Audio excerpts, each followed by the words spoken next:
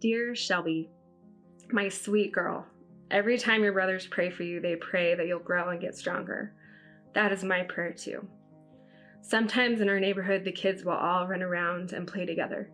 Sometimes you'll watch them and look a little sad. It breaks my heart that you can't just run and play and climb on things with the other kids. A couple of times you've asked me to lift you up in our yard because you've seen the kids climb up and jump, and it was so cute, but a little sad to me too that you needed me to help you. But Shelby, I will always help you. If I can, I will.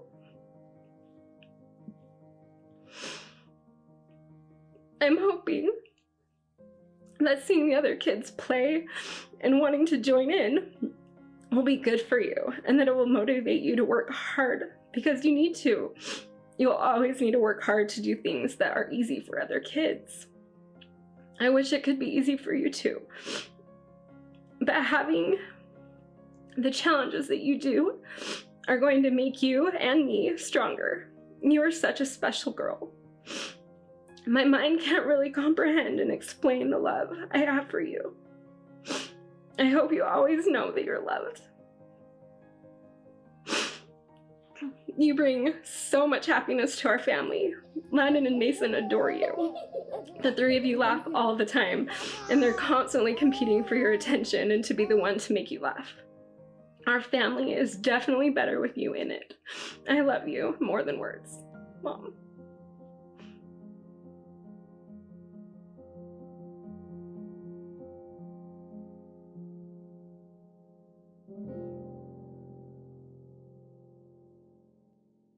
I am Sarah Carpenter, and I have a daughter with hydrocephalus and cerebral palsy.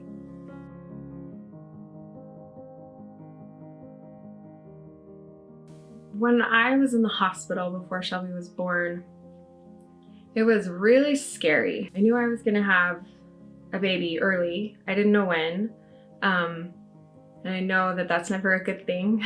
But I remember them telling us that she would be disabled. We just didn't, or most likely would be disabled. We just didn't know what, like where the damage in the brain, like what it would affect, and then how severe. And that terrified me because I wasn't familiar with disabilities. It just was such a foreign world to me and scary. And I felt really inadequate for that and a little angry that that would be the world that I was in, especially after my really rough pregnancy. I was like, this too, it was a hard place to be in. My water broke actually at 21 weeks, and my doctor actually didn't tell me that. So I went and got checked, and she said everything looked fine. And so we went camping and hiking. And then at 26 weeks, I finally started contracting, and I was like, something really is different. So the doctor sent me to the University of Utah Health, and they checked me and asked if my water had broke maybe. And I was like, I think it did a few weeks ago. So they admitted me right away. And then Shelby was born 2 weeks later at 28 weeks, so 3 months early. It was a pretty rough delivery. It was an emergency C-section because she was breech also. She was without oxygen for 10 minutes, and they had to revive her. They pulled her straight into the NICU, and it was like 4 hours later before she was stable enough that we could go see her. She was tiny. She was 2 pounds, 4 ounces, 14 inches long. We weren't really allowed to touch her or anything. I could put my hands in through the little holes in the incubators and lightly touch her head or her feet, but they didn't want us stroking her or anything. So hands off for a little while. And at first it was really hard for me to connect that this was the baby that was just inside of me, because I wasn't planning on seeing her yet, you know? So it was really early. It was 2 weeks. When she was 2 weeks old, I held her for the first time. My husband held her until she was 6 weeks old. So that was pretty rough. In the NICU is when we noticed she had the brain bleed. And so that's kind of what led to the hydrocephalus. Hydrocephalus is commonly, you hear it called water on the brain, and that is when the ventricles in her brain didn't drain properly, and so She now has a shunt, which is a little mechanical device that sits right here on her head, and it drains the spinal fluid down behind her ear and down into her abdomen. And it's a permanent, lifelong thing that she'll have. At 4 weeks, they did her first brain surgery. And then that was just a temporary one. We were hoping it would resolve on its own and that the fluid would be able to drain properly. But it didn't. And so she had her second brain surgery at 2.5 months old. Shelby came home from the hospital at right about 5 months old. It was Halloween. Came home on oxygen, so we had the oxygen equipment to deal with, and then a feeding tube as well, an NG tube, which goes through her nose. So that was just a lot that we all of a sudden had to be in charge of all of that, the schedule of it, keeping it clean, making sure she's getting enough to eat, while still trying to feed her through a bottle too. So just all of that was really overwhelming that first night. She cried a lot that first night, and we were like, what just happened? It was really scary and really hard. So she got off the feeding tube, but she still was on oxygen for a while. And I think it was about when she was 10 months old that we finally got off oxygen in spring of 2017. And she was doing really well. She was really close to sitting up on her own. She still hadn't rolled over on her own, but she just seemed happy. She was doing really well at that time. A few days after her first birthday, we had an appointment with her pediatrician, and he told us there's a heart murmur. We had her appointment with the cardiologist, and they did an echo and an EKG, and they took her vitals, so they checked her oxygen levels, and they were really low. They were at 76, which that's really low. They're always in the high 90s. So that was a surprise to us because her color always looked good. We didn't realize that she was lacking oxygen. She was also, we thought, was gaining weight. She was pretty chubby. She had a big tummy, and turns out that was all fluid. So there's all these signs that we just didn't notice. And so they wouldn't let us leave. They put her in the ER to get her on oxygen. And that night was really special because she smiled a lot that night. So it was like, I can breathe again, Mom. And it was really special. But that night was also really hard because she crashed. One of those situations where it has to get worse before it gets better. So they started giving her oxygen, and that was blood vessels were able to relapse.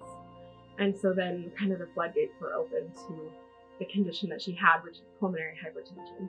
And that is when your heart enlarges because it's working so hard to give your body the oxygen from your lungs. So the blood pressure from her lungs to her heart, that connection was really bad. And so that first week that she was in the hospital was really scary. It was,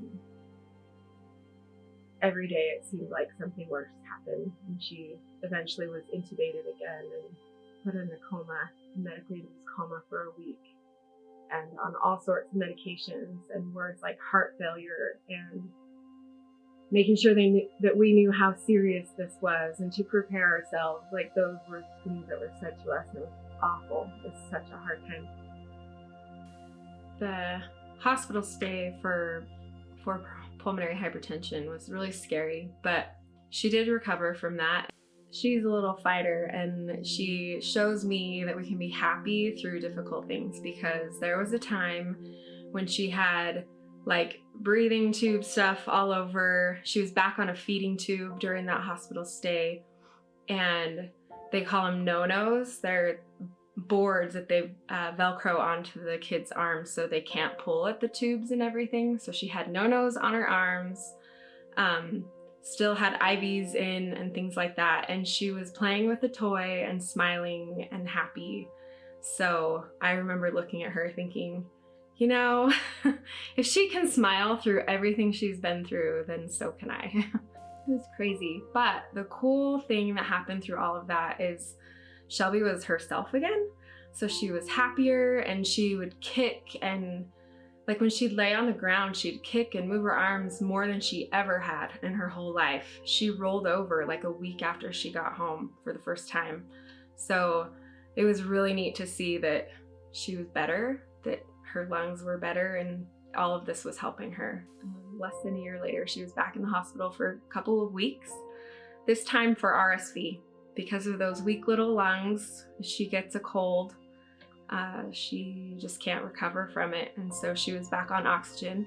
Again, she recovered from that. And actually, we haven't been back to the hospital since.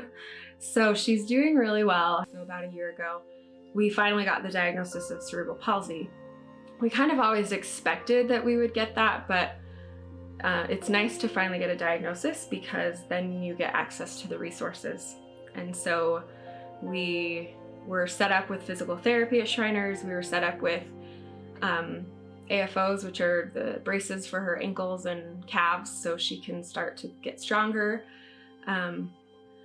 So all of the steps we've taken since then and the hospital visits have all been like really positive since those hospital stays. So we're in a really good place with her. She got a wheelchair at Shriners. She has amazing physical therapists that help her pretty often. And so she's just progressing really well. She actually, this week, took 13 steps all by herself. So that's been really amazing. And we've never known if she would be able to walk. We were hopeful. So to see that just gives us more hope that maybe she'll get there. So at 3+ years old, she finally has taken steps on her own. So it's really good. I used to, in my past life, look at them and feel a little sad. Like that was my first feeling when I'd see somebody with disabilities is, oh, that's so sad, so hard, you know? And I remember even asking our boys, what do you think? Shelby might get a wheelchair. How does that make you feel? And they're like, oh, that's so sad. But I was like, no, this is so good. And you think like without it, Shelby just sits there. So if she has a wheelchair, she can move on her own. And I'm so happy about that, to give her some independence.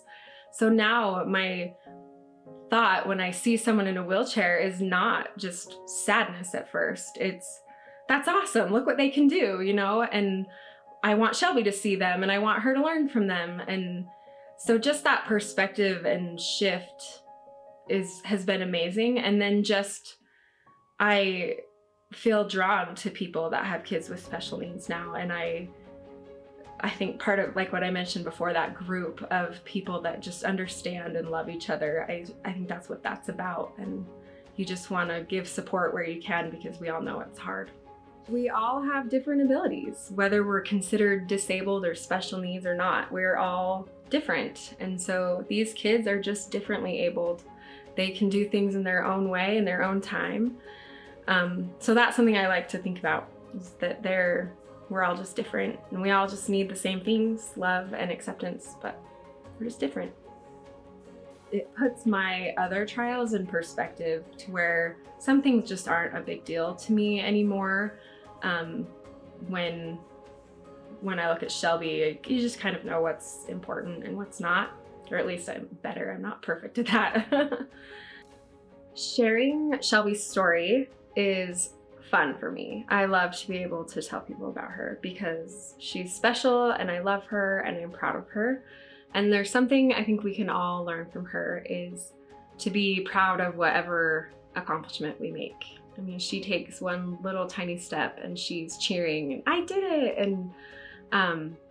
and we celebrate every milestone with her. So I think that we all need more of that. Anything that we accomplish or do that was hard for us or took courage, we need to celebrate that and recognize those big things that we do or little things that we do in our lives.